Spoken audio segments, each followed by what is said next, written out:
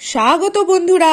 Christmas তো চলে গেল, আর এরম ক্রিসমাসের ঠান্ডা ঠান্ডা সন্ধ্যায় গরম গরম টেস্টি টেস্টি মিষ্টি মিষ্টি কিছু হলে মন্দ হয় না বলো। আমার মিকিমিনি তো রোজই কিছু না কিছু খাওয়ার আবদার করে, কিন্তু আজ আমি নিজে থেকে ওদেরকে একটা দারুণ জিনিস বানিয়ে খাওয়ালাম। আর আমি কিছু বানাবো আর তোমাদের সাথে শেয়ার করব না, সেটা কি কখনো হয়? প্রথমেই তো দেখো, এরকম মিনি সাইজের কটা গাজর নিয়ে কুচি কুচি করে নিয়েছি।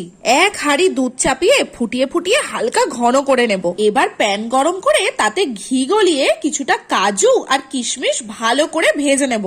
এগুলো ভাজা হয়ে গেলে কুচনো গাজরটা দিয়েও বেশ করে ভেজে নিতে হবে। গাজরটা যখন এরকম ভাজা ভাজা হয়ে আসবে তাতে ফোটানো দুধটা দিয়ে দেব।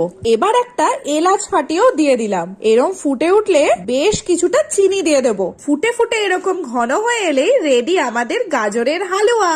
আমার মিকি মিনি ডোনাল্ড তো মুখে দিতেই বললো আহ অপূর্ব। চ্যানেলটাকে সাবস্ক্রাইব করতে ভুলো না কিন্তু।